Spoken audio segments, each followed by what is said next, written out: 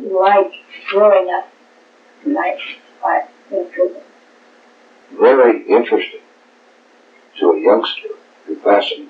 You knew something exciting was going to happen within a short time, but you didn't know what or when. I really seriously doubt during those years that a 30-day period would go by that something exciting didn't occur. Either an escape or an attempted escape or fights or other problems that had to be tended to. It was a very, very interesting and probably nervous type thing. I don't recall being overly frightened. When a guard would stop and talk to you, you used to stand back and you would yell so people could hear what you were saying to that guard as they walked by or within the vicinity. But he knew what a convict was going to do before they thought of it themselves. He'd just been around that long, and he was tough. They'd find Sparky in about every conceivable place you could imagine, which we would, of course, dump. They'd wait until everybody was locked up, and he would open his door and run down to cell 1 and get a bugler can full of Sparky and take it back to his cells. She had a kind of a hypnotic power. There were a great many wild cats around the penitentiary, and most people couldn't get near them. But she would stand in the doorway of the cell house and say, "Kitty, kitty, kitty," and those cats would go to her. Welcome, ladies and gentlemen, to a very special episode of Stool Pigeon Saturday. Today I have two special guests. They are the relatives, the widow and the son of Jerry Clapp, who was the son of Warden Lou Clapp, and he has a memoir coming out Friday, May 21st. Mark your calendars, come out to the old pen and check out this book. It's a fascinating look at what life at the penitentiary was like and what life as the son of a warden at the penitentiary was like. So welcome, Bette Joe. Welcome, Rocky. Thank you for being here. Thank you for asking us. Thank you. Yeah. So, Jerry, can you tell me, what was Jerry like? Can you just give me an idea of what he was like as a person? He was fun to be with. He had a great sense of humor. He had a little bit of a mischievous line in his DNA. But when he would talk to people, he had a way of just captivating them. Mm-hmm. And so when he would tell his stories about growing up at the prison, he just had a way of captivating his audiences. I don't know what else to say. He was very honest. He had a very definite feeling of right and wrong, and that probably stemmed from growing up at the prison. I don't know. Do you want to add? I would, as my father, he was just a good counselor, and so you always think about those times when you had conversations when you were growing up, and he was always very capable of giving me good advice. I remember one time I had written a paper about my granddad, a poem in high school, and he helped me with it, and there were words like firm but fair was always kind of the descriptors of my granddad, and that was pretty much the way my dad was too. He would not be a strong disciplinarian, but he would be somebody who, if I acted out, would make it known that it was not acceptable, and I didn't want to disappoint my dad, so it mattered a lot to me what he thought. So it was that kind of a relationship for me. And one of his pieces of advice that I give my kids today, and it's so simple, which is, as you're going through high school and college, he would always just say, have a good plan. Yeah. And so that's the same advice that I've given my two girls, just always have a good plan and be working toward it. So that was my dad. Another thing I can tell you about Jerry, that he was really ready to help people, friends especially, that needed help. He was always ready to lend a helping hand or to help them in any way that he could. So we saw that quite a bit, didn't we? Yeah. And he loved the land, as he would call it. So Dad was clerk of the federal court, but then growing up, we left almost every weekend to Cascade because he had partnered with Frank Callender, who was the local banker there, to develop about 300 acres of land around the lake. So I was a little resentful of that because I didn't get to play with my friends on weekends in Boise. And we were always going up there to, he was trying to make extra money and develop that ground. So Dad was always working, Monday through Friday as clerk, and then weekends trying to sell ground up in Cascade. Yeah. But the blessing was that I got to spend a lot of time around that lake as a young boy with my BB gun hunting, and I had a dog. We had an old basset hound named Moonshine, and so Moonshine and I would often just take off for the day, and that's when you could kind of do that safely, and put pennies on the railroad tracks and pick them up later when they were smashed. Those sort of memories were great, and so it wasn't that bad at all. Actually, it was quite great growing up that way. I might add to Rocky's story, actually, Lou and Frank Callender went back to Stinnett days. They were friends in the Stinnett days. And then Frank became, a banker, and Lou went on with his law enforcement type, career. And so after after Secretary of State, then Lou went into kind of a partnership with Frank Callender on this land. Frank was busy, as a banker, so Lou would be the one that did a lot of promoting and showing of the land. And Lou also owned, as time would go on, he would pick up lots here and there for himself. And so when Lou died, then Jerry took over Lou's position in that business. Okay. I mean, kind of going back to the very first thing you said about his mischievousness, I think he documents that really well in this book. He does.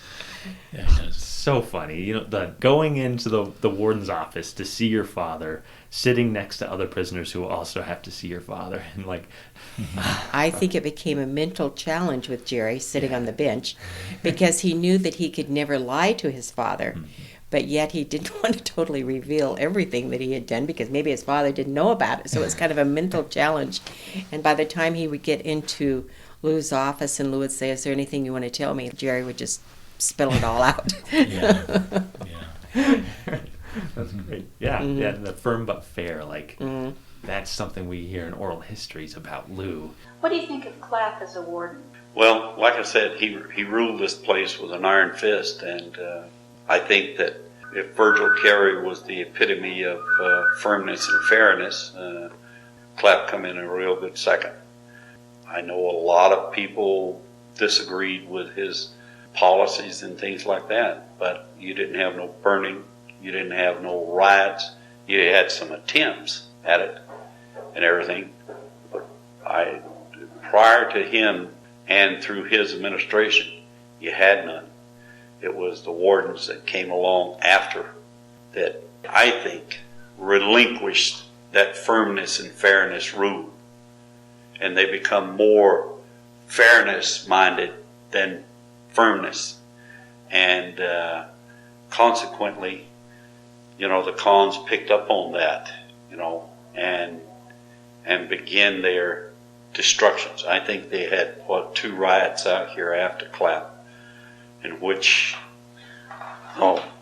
hundreds of thousands of dollars of destruction was done in those 2 riots.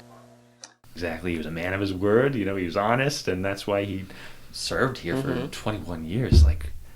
That's unheard of at this institution. And for such a position that was mostly kind of a political thing, for him to go from, Democratic governor to a Republican governor, back and forth all these different times, it's just a testament to him as a warden. Did Jerry ever talk about Lou? Oh, yeah. Yeah? Absolutely. Yeah. Absolutely. Your comments made me think of just a short story that my dad told me with the politics of Granddad being involved with both Republican and Democratic governors. But there was one particular governor that he had met at an elevator and didn't like this governor and refused to get on the elevator with him, even though he worked at the behest of the governor.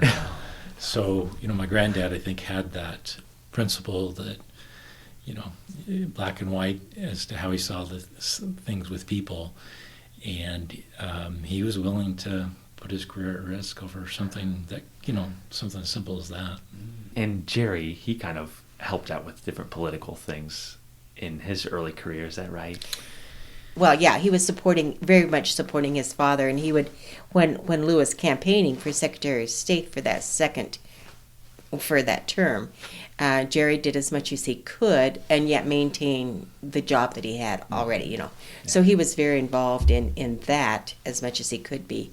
And then I think that he actually contributes getting the job in the first place as clerk of the federal courts to the assistance of Frank Church. Oh, yeah. Yeah, so yeah, he was very... And then one of his first judges that he worked with was Frank Church's father-in-law, Chase Clark. Yeah. Mm-hmm. So, yeah, he was very much to that degree. Mm-hmm. I remember my dad telling me that the election where he ran for Secretary of State, because he had filled the position, he had lost by 80 votes. And that was such a hard, tough loss for Dad. I'm sure it was for Grandpa too, mm-hmm. But I don't know if that's accurate, but that's what was shared. And so it always, I think, it was a tough memory for the family a little bit to have lost that election so closely. I can only imagine that your second job out of, being here for 21 years, and you're only there for, 2 years? Like 2.5 years? Yeah. That would be a total disappointment. Yeah, I'm sure Grandpa was looking forward to less stress than running the prison. Yeah. And, it is, I think they went on that vacation to Hawaii shortly after he left the prison and passed away. So it was one of those work really hard all your life and then don't get to enjoy quite too much of it later. So it was tough there. Now, you kind of alluded to Jerry working for the federal court system. What did he do? Kind of clerking? Is that? He was clerk of the federal courts, and he worked for him for 30 years. Wow.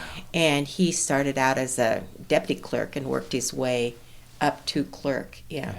Do you know what his daily tasks were, I guess? Can you As explain? clerk? Yeah.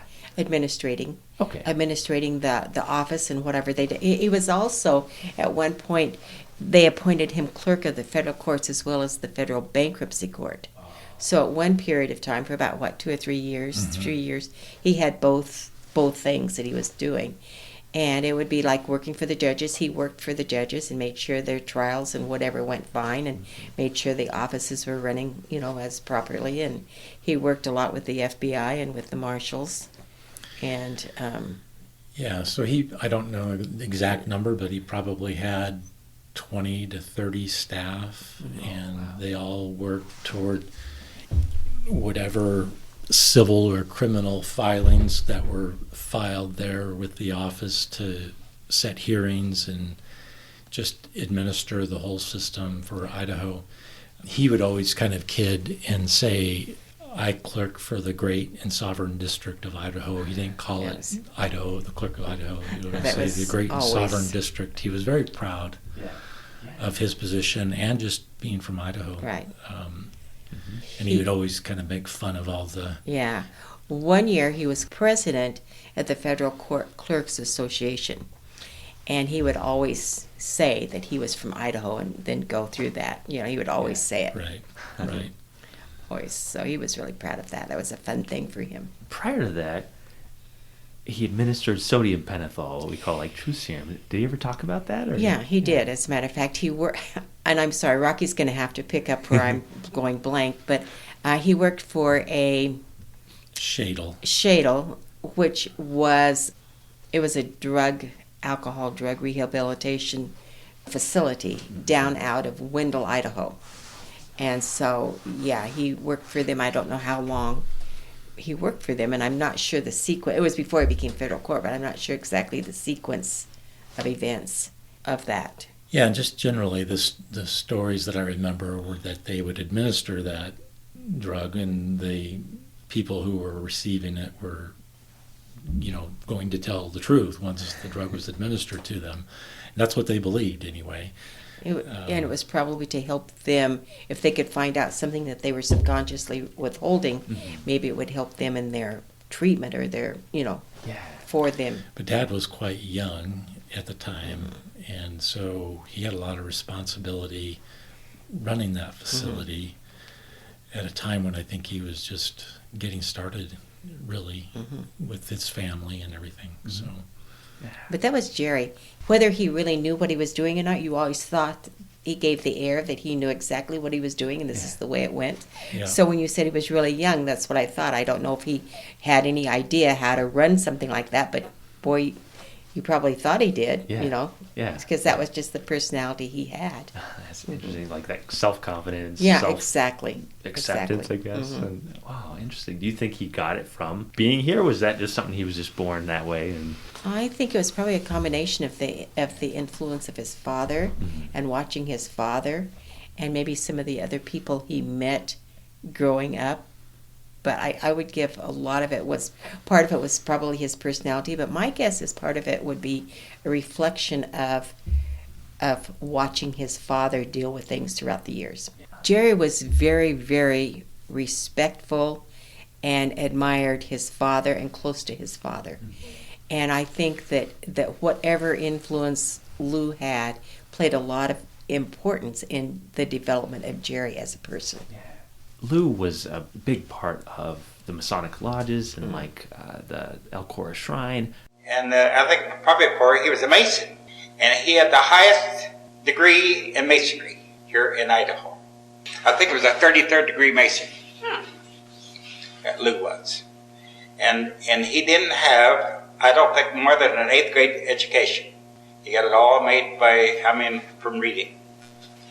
And one time when Lou Clapp was a warden up at the prison, some lady downtown wanted him to pray in the funeral, the sermon in the funeral, and he did. He went down there and he made right off his head. He preached this sermon over this body in this funeral parlor, which was something. Did Jerry follow in line, and was he ever part of any fraternal groups or clubs outside of? He was part of the Elks Club. Elks Club, yeah, I remember that. But I don't think he was part of the Shrine, Masonic lodges. Probably because of his family and the size of his family. I think he probably was pretty tied up with that and didn't, do that. But as he became, I don't know when he became involved in the Elks Club, but he. Yeah, it would have been. Yeah. Earlier in his life with family, I think, because I don't remember it growing up. So not as involved in those types of organizations as Granddad was. And again, I think the free time that he was trying to move the land up in Cascade. Well, after Lou died. Yeah, after Grandpa passed. And are you his only child, or? No, I have, my second marriage to Bette Joe, I have 7 siblings. Oh, okay. So my mom was Shirley, and her first name was Shirley, and so Dad and her had 5 children, including me, and then when Dad met Bette Joe, I had 3 siblings added to the whole mix. Yeah.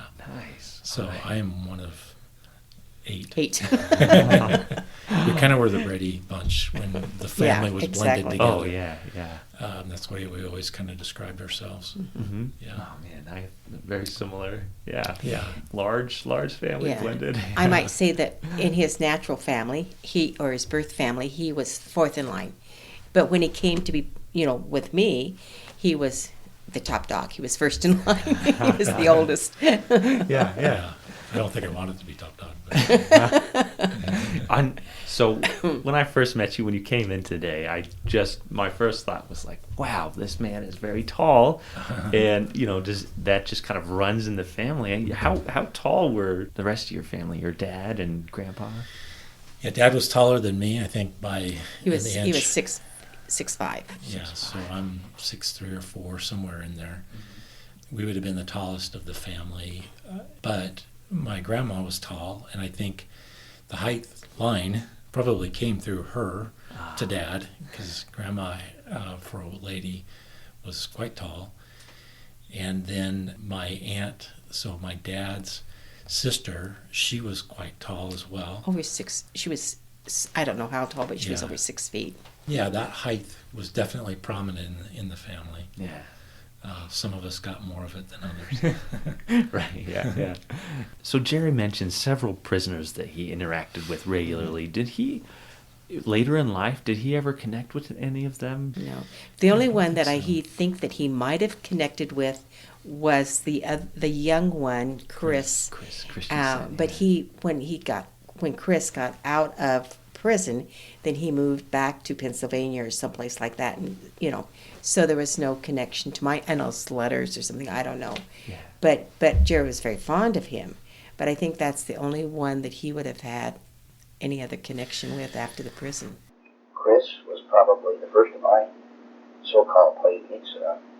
He had a very tragic. He was a second lieutenant in the Army, very intelligent, artistic human being. And that night, over in Marsing, as a second lieutenant in the Army, way back in the early years, got drunk, started for Boise, and a girl was on a horse that night. And he hit the horse and killed the girl. Didn't stop. I don't know what the circumstances were beyond that. There was a trial, and of course he was convicted of involuntary manslaughter, which is the least of your, type crimes in that area. You normally serve about 11 months and it was over. But he was our first houseboy that I can recall, and I understand that later he went back east. He was married to the daughter of the governor of a state and became president of a rather large telephone company back east. Yeah, I don't remember any connections to anybody specifically that Dad would talk about after, but growing up, whether here in Boise or spending so much time up in Cascade, you just always ran into somebody who knew my granddad. Mm-hmm. So it was always that last name that seemed to trigger a memory for people because, in that area with Granddad being involved in the land and then my dad, everybody just seemed to have a memory to tell about him. So even today, not often, but occasionally even today, somebody will tell a story that, I run into. So it always made you think how small Boise was or how small Idaho was for all those years. So it was a lot of fun hearing people talk about Granddad that knew him, because he really did. I think a lot like my dad. I mean, he just had a way of creating memories with people, and he had a way of endearing himself to a lot of people. One quick story about Dad was that when he was clerk of the federal courts, he was well liked by his staff, and most of the staff were women, and they all banded together, and my dad would take them out to the racetrack, and they would all wear these T-shirts called Jerry's Angels. We would kind of roll our eyes a little bit, but Dad loved it, and I think you kind of tolerated it a little bit, but you were a good sport about it. But my dad just had that charisma factor about him that he was well liked by even people that worked for him. So, and he just hammed it up and had a lot of fun with it. So yeah, he's an amazing storyteller, just even on the page. Are there stories that aren't written in this book that you remember, like that he's told you? And could be. It's just, like I said to Rocky, it's just one big. I would say, now, was that story in the book or not? Right, because we were talking about the poker games. Was that in the book or not? Because we've heard the stories so many times throughout the years, especially me, because I would go with him sometimes when he would talk to groups of people and tell the stories. He was a magnificent storyteller, and he had a way of just pulling you right in to the story with him. And so I don't know. I can think of two. One's a little morbid, so I don't know if it's appropriate of course, or not. Yeah. It is prison life. Yeah. One's a funny story about the family at the prison, where my brother Chris, my older brother Chris, had received for a gift, I think it was Christmas, a model airplane, powered airplane. And so I think my granddad loved toys as much as my older brother did. And they were living at the new house, not the old. Yeah. Oh, gotcha. Yeah. And so Grandpa got the plane going, and as soon as he got it up in the air and it did a circle, somehow he lost control of it, and the plane came racing back down toward them. And it actually was Towards him. Toward Grandpa. And so Grandpa takes off running and goes barreling, jumping over the hedge, and the plane goes right into the hedge and destroys the plane. And so that was a story that my dad liked to tell, and one of those stories you don't hear about Grandpa too much because of him being such a kind of a serious person. Yeah, law and order, man. Yeah. He's getting chased by but I think that's one of the reasons it was not in the book, was because it was after Jerry was married and started having children, and the main focus was him growing up at the prison. So. Yeah, and then the other one had to deal with an execution. Oh yeah. And so there weren't many, but there were a couple that occurred during the time that Grandpa was there. And Dad would explain that the person who would pull the lever, the trap door, would come in from out of state. Nobody knew The hangman. who it was. And it was intentional that nobody knew who that person was. But that after the hanging had occurred, the coroner would go down below and would listen to the heartbeat and to confirm that, the life had been taken. And so the coroner would have to stand up on a little ladder and put the stethoscope on the chest. The stethoscope was cold, and the body's reaction to that coldness caused the knees to come up and hit the coroner right in the gut, and the coroner fell off the ladder and passed out. So scary. Yeah, those are those. I don't think the prison coroner was the same since then. I bet not. Wow. But again, just how can you not, remember those kind of stories when you hear about them, when Dad would talk to us about them. Some of those stories go, we were, as a family, sitting around the dining room table. Those were the stories that often got told at dinner. And so it was always kind of fun, entertaining dinner conversations. Once we moved to Cascade, and he started telling his stories to people in the community. They would ask him, different organizations and everything would ask him. Then he decided that he needed to maybe write down his stories. Well, he took a writing class, an evening writing class in McCall one year.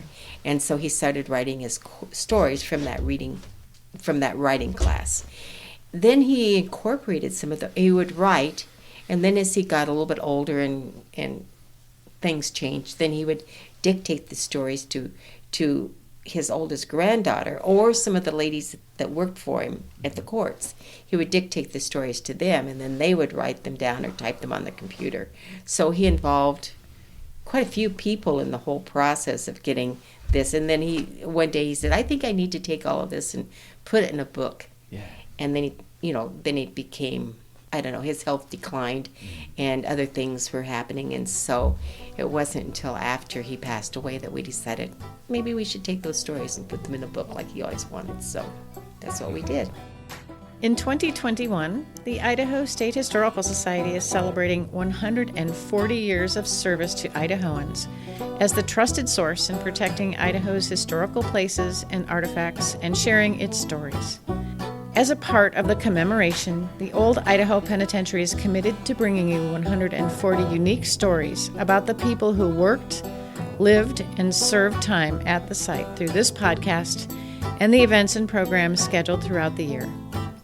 The Capturing 140 storytelling program offers a unique glimpse at lives filled with hope and despair and the enduring triumphs and tragedies at Idaho's only penitentiary from 1872 to 1973.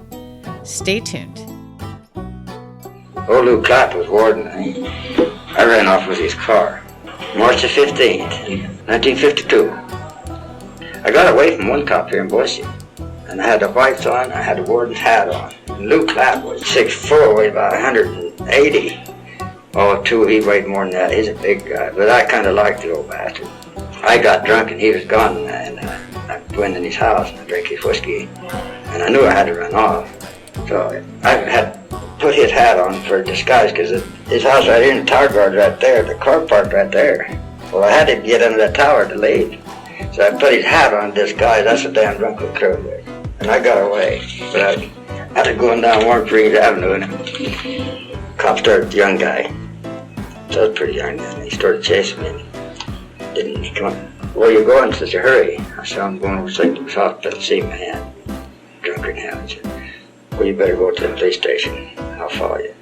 Well, the damn fool, I started for the police station, and the light was amber. So he was I went through the amber light, he stopped for the light. Hell, I took off. And he took out, he was finally out of the 2 or 3 blocks ahead of him. I almost hit it on my hand, going across the street with a cane, and I damn near hit him. But I got away from the cop, and I got way up on Hill Road. And I don't know Boise very good then. So and I had a bottle of Old Forster, the 5th, that old diamond cork whiskey bottle. So I took off, and I was going to try to get over to Nampa. I come down there with a roadblock. Hell, I just pushed up there and floorboarded the son of a bitch. And it threw me off in the ditch. I hit a cow, and all that did was above my head. And I tipped that bottle up. I'm in a hole. I'm just spinning to beat hell. I couldn't get out. I knew I was caught, so I'm going to drink what I had left. And I just tipped up, ranked the burgle with a rifle right in my face. They took me back, just took me in that one house, took all my clothes, and they put me in the hole, naked. He said, you're going to do a year in there. Lou Clapp said, you do a year, you did a year. So I don't know how long I'd done there. And he come down there one time and he said, how long you been down there? And I said, oh, 6, 7 months. And he said, well, this is a man of their word, and that's why old timers appreciate him more. He said, well, there are only just 3 or 4 to go. And turned around and walked out, and that's it. And I went in there March the 15th, and I come out March 15th. How did you hook up with Hidden Shelf Publishing? I am a quilter, and so I would go to Granny's Attic in McCall, which is a quilt store, and there would always be there'd be a book sitting on the counter there that was from Hidden. And so I would say to Lori, who was the owner, I'd say, who is this and why do you have this book there? And she'd say, well, the publisher is my uncle, and he's just moving to, even though I think the publishing company is back east, he's moving to McCall. And so from there, so I just kept that in the back of my mind. And then when we started really seriously talking about publishing it, he popped into my mind. So I started talking to him, to Bob. And then I took the stories over and showed it to him and said, what do you think? He says, I think we have something here. And that it just evolved from there. Yeah, I think soon after that, he came down here. And he's like, hey, can you give me a tour of the prison? You know, I've got a project that it's just starting, but I'd love to get a scope of, is this possible? And yeah, and then started trading some research back and forth with them. And yeah, that's, oh man. So that's how it happened. It just happened. Yeah. Sometimes in life you have things that just happen. Yeah. And that was one of them. And it's so funny that quilt shop, Lori's daughter happens to be one of my best friends, Jessie. And yeah, so it just happened. So happenstance. Yeah, it just seems so funny that all these connections was meant to be. It was meant to be. It really was. I'll tell you another strange thing too. Jerry in the book talks about going to the prison farms, especially out there at Eagle Island. Well, guess who lives there now? He lives in the Two Rivers subdivision, which is on Eagle Island, where the old prison farm used to be. Gosh. So that's a coincidence too. I'm curious, did you or your siblings, did you follow any lines of, corrections or law enforcement? My older sister did not. My older brothers did not. I did. I started out after graduating from Moscow, University of Idaho. I graduated in '89, and was able to get a job as a probation officer down in Lewiston. So I worked with the judges there, who many, have still remained friends, and that was a 2-year time there in Lewiston, and then I ended up as a probation officer in Boise County and worked again for a magistrate judge. And then after Boise County, about 5 years, I started working for the state of Idaho as their probation officer academy trainer, coordinator, and detention officer academy coordinator, and I inspected juvenile correction facilities throughout the state. So very much so in the same similar areas to what Grandpa and my dad did. Yeah. So. And then McKinsey. Right. My daughter is a probation officer for Ada County. Wow. So. Okay. So the kind of lineage is still kind of there. For sure. Oh. And my wife's an attorney, and my Your daughter's older attorney. Your other daughter's an attorney. Yeah. So most of us stay in the same career field. Do you have any stories about being a probation officer? Well, when I reflect about that, I had such a great experience, both as a probation officer in Lewiston, Boise County, the state, all of those jobs. I was given a lot of freedom to do the things that I thought were, interesting and creative for me. I wasn't restricted. And I loved working in small county Idaho because you're kind of the person. If you're the probation officer, you're it. But I'm really proud of the fact that we did kind of a restorative justice model up there in Idaho City, and we involved victims in mediation with the kids that maybe had done something wrong and had hurt them, and had started that program as a way to really kind of touch on how to hold kids accountable. Because it really isn't as meaningful to have a judge or a probation officer try to hold them as accountable as much as you can hold them accountable if you have a victim involved in talking to them. Mm-hmm. So it's a strong message that I really am happy we did. And then working for the state, we didn't have a standardized training for probation and detention. But the director at the time had the vision, along with the state police academy, to bring everybody under the one house training program there. And so we had to write curriculum, we had to come up with standardized training for use of force criteria, and I got to travel all over Idaho, which was a wonderful experience, and meet people from everywhere. That was a campaign to get everybody on one page to come to Meridian to go through that training, because they had to buy in to send their detention and probation officers to support it. So it was a financial obligation to lose staff for 2 weeks to go through training. So that all happened in a period of the time that I was there, and the first academy graduation we had was a real proud moment for everybody that went through that. And then inspecting correctional facilities, I was going all the way up to Coeur d'Alene, over to Salmon, down to Rexburg, Pocatello, Idaho Falls, and through the state. So I was driving and just got to see Idaho through all that time driving, and just such a rich experience. I'm so lucky.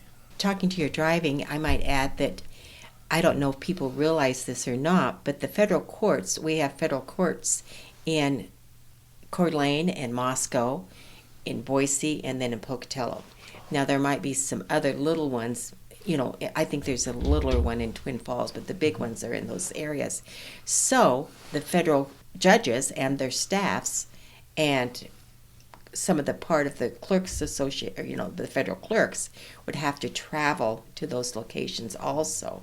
So it's just not a stationary position in Boise. It's a all over the state process. Circuit court kind of idea. Yeah, I remember one time Dad took me with him to hold court up in Moscow, and he put me in charge of the recording device I had no clue what I was doing. And I'm looking down at the tape, and it's not running. And Dad is officiating, clerking the hearing. And I had to interrupt and say, Dad, the recorder's not working. I don't know how to.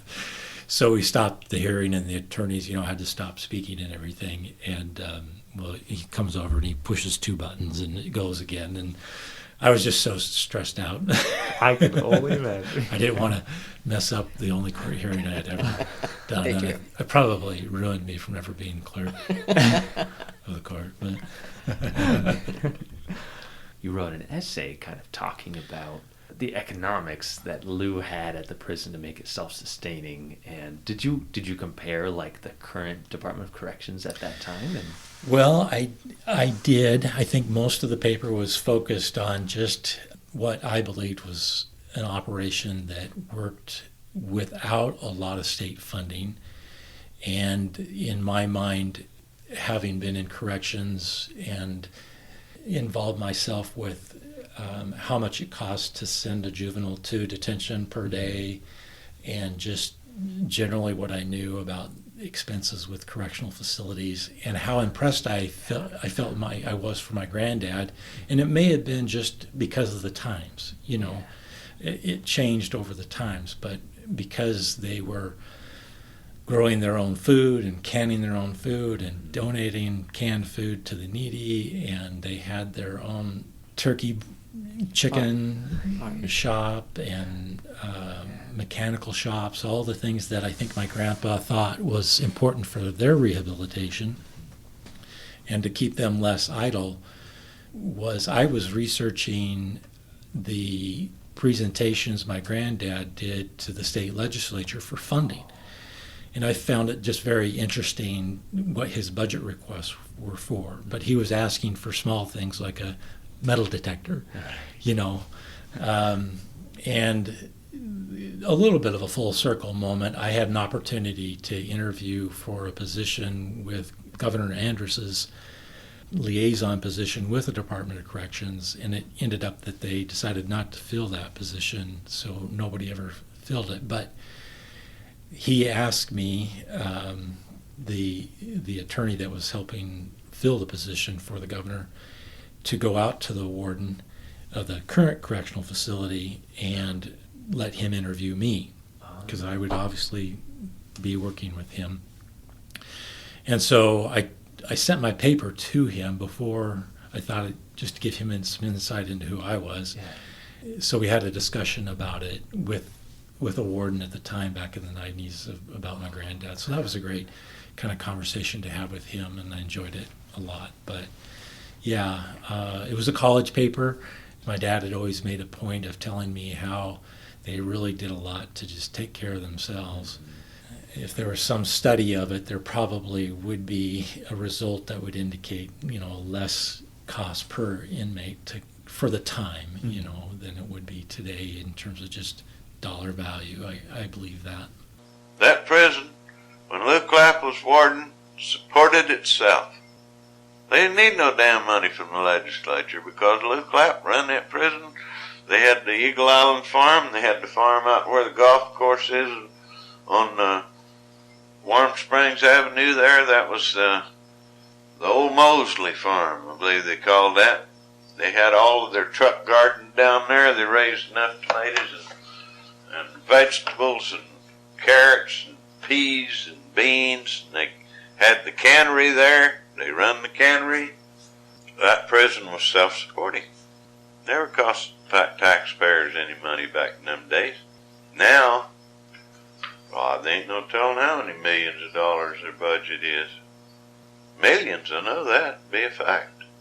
Because of all of the modern day changes they've got and everything, So I guess you would gather by that I kind of lean toward the old time way of running a prison rather than the modern.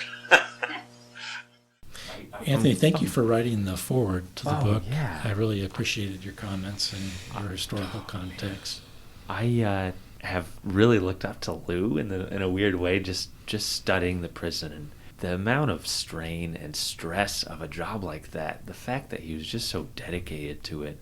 a quarter of his life. It's kind of a profound thing to do. And then to read Jerry's, his perspective as this little boy at a prison, it just really brought this place to life, which is, as I was saying, that's what we try to do, is like really humanize prison. And most people that we speak to, they have some connection to prison, either a loved one being incarcerated or formerly incarcerated, that sort of thing. And I think this gives a good idea of what it was like here.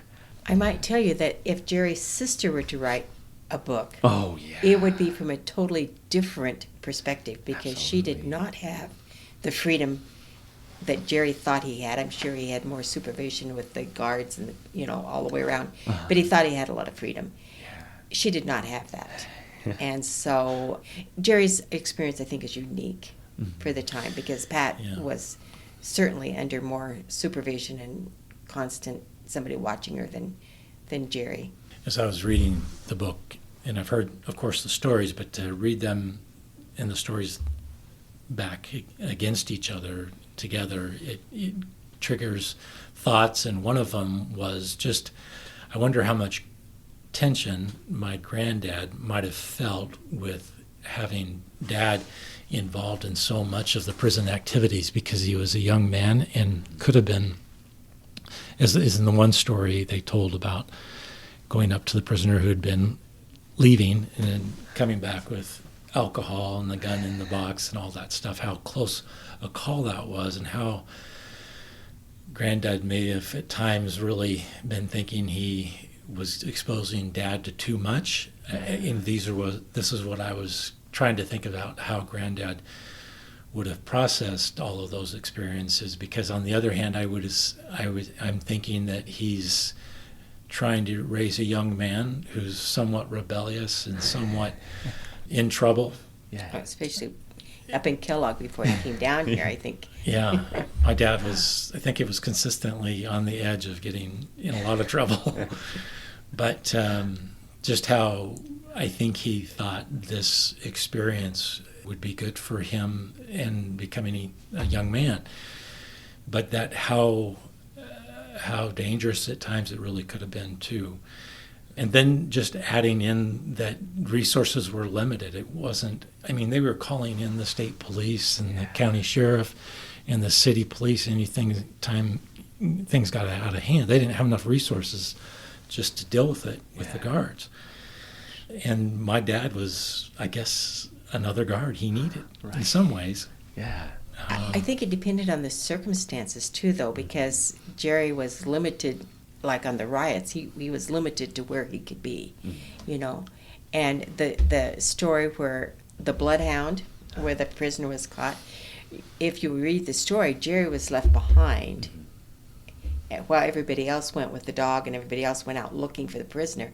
And no one probably realized the prisoner was right there all along, did not leave, So.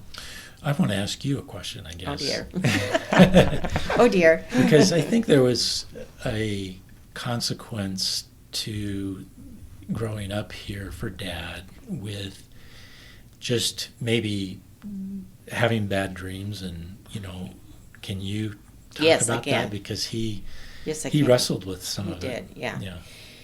I can remember one night being sound asleep, and all of a sudden having a hand come over, bang, it hit me, but it wasn't full force, but it hit me and startling me. And so I woke up and I said, "Why did you do that?"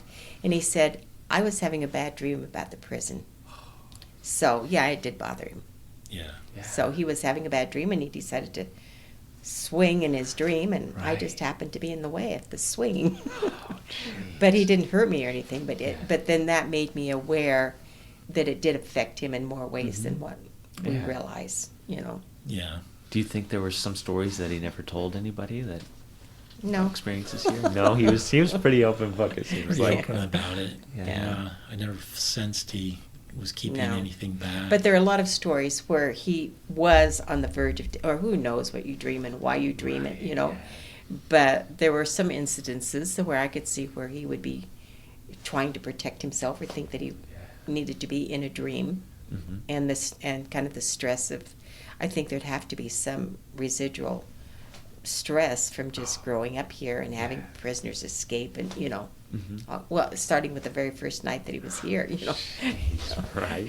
What a change in life that was for a 10-year-old boy, Yeah.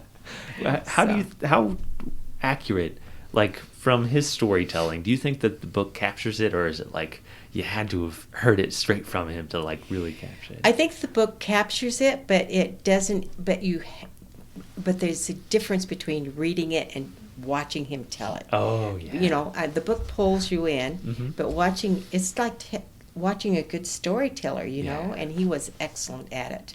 He really was. He could recite the poem of Sam McGee from beginning to end. Wow. With his flair about it. Yeah. Yeah, it made you feel like you were shivering in cold exactly. listening to him tell that poem. That's great. That's great. But he was just, as we've talked about, very good at storytelling, and he would blend that into other things about the Sheep-Eater Indians and Cascade, and he loved to take people out to Massacre Rock. He would go and show them property, and if he liked them, or maybe if he thought they were a potential sell, he would take them over to Massacre Rock and tell them the story of Massacre Rock. And of course, you could see the valley, and and he would point out that the lake wasn't there, but the ranchers were coming up the edge of the valley, and so he would give it so that you had a very definite image of what was happening, and he loved to do that with. Yeah, I can remember we'd be in the truck, and we'd be, all dirt roads around where the development was at, and toward the end of the showing of the land, I said, "Dad, are we going to Massacre Rock?" And he says, "I think we'll take them to Massacre Rock." I've heard it so many times, but every time he told it, I just was so excited to hear it again. Yeah. Could you recount it for us? Well, so above the Cascade Dam, there's a large formation of rocks where there was a massacre on a hillside of 3 soldiers, Union Army soldiers, by the Sheep-Eater Indians, and there had been conflicts occurring between the Sheep-Eaters and the farmers and ranchers, and things being alleged to have been stolen by the Indians and whatnot. So they sent this small group in to kind of see if they could calm the peace.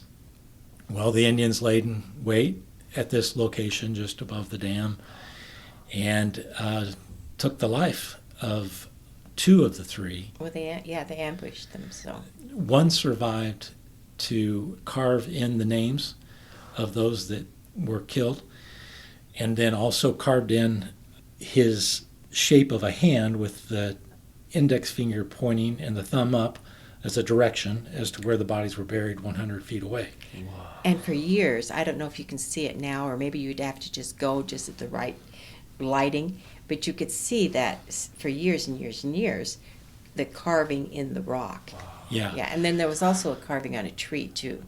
Not sure, I don't remember, but eventually a historical society or some group put a plaque on the rock so you can go read the story, but you're not going to find it. There's not a sign, at least not today that I'm aware of, but it is off that little Vista Point Road.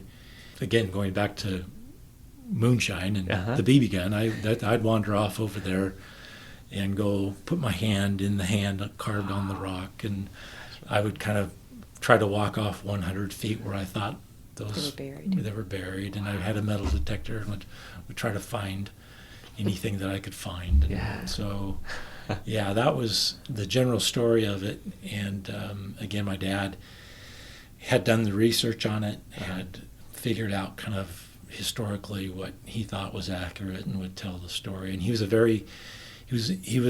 he loved Indians. I mean, he was fascinated with the Sheep-Eater Indians. Yeah. And that's why in the book I wrote about the Sheep-Eater Indians, just mentioned it in Massacre Rock, because that was just part of him, Yeah, and he did a lot of research and a lot of reading on the Sheep-Eater Indians. And but you got to remember, when this happened, it was before the dam. I don't know if it was before the railroad tracks or not, but it was before the dam. Yeah. So all of that area that the dam flooded was farmland and ranches. So. Yeah, it's interesting to think back because, as I recall Dad telling me, when they would go to Cascade, there was not the nice highway that there is today.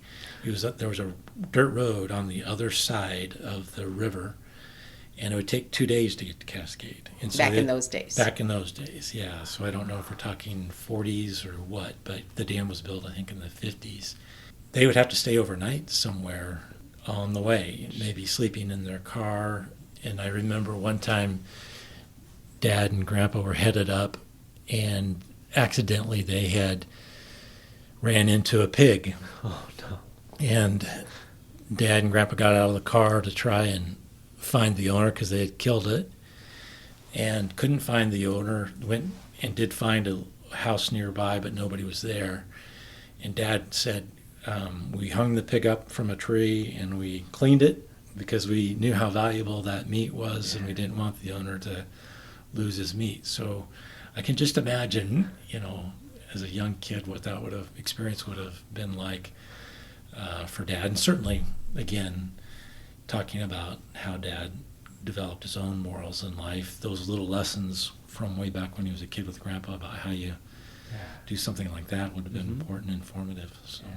Thank you so much. I feel like you've really extended what Jerry's life was like after the prison and really kind of revealed his character really well. So thank you.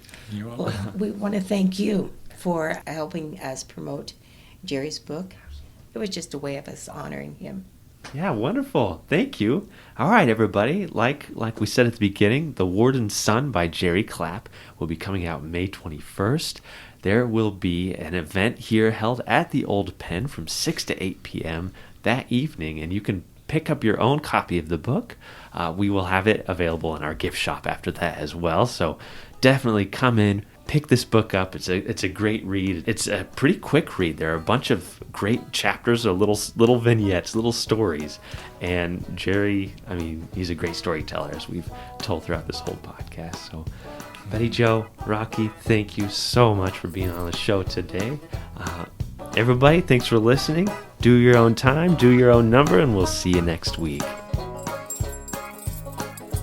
If you enjoyed Behind Gray Walls, please rate, review, and subscribe on your favorite podcast app so you never miss an episode. Not only do we get to hear your feedback about the show, but it helps others find us as well. If you're interested in finding out more about the podcast and to see mugshots of the inmates featured in today's episode, follow our Facebook group at Behind Gray Walls Podcast. And new this season, we have a podcast Instagram as well. You can find us on Instagram at Behind Gray Walls Pod. There was always a caveat, I suppose, whenever I did my wandering, that I had to go to the turnkey and he would radio the tower guards. Even when I was on the outside perimeter of the prison, the tower guards were alerted that the warden's son was going up to the barn, or he was going up to the slaughterhouse, or he was going here or going there, or even back on the hillside, even if I were to go back there. I'd always have to report to the turnkey. He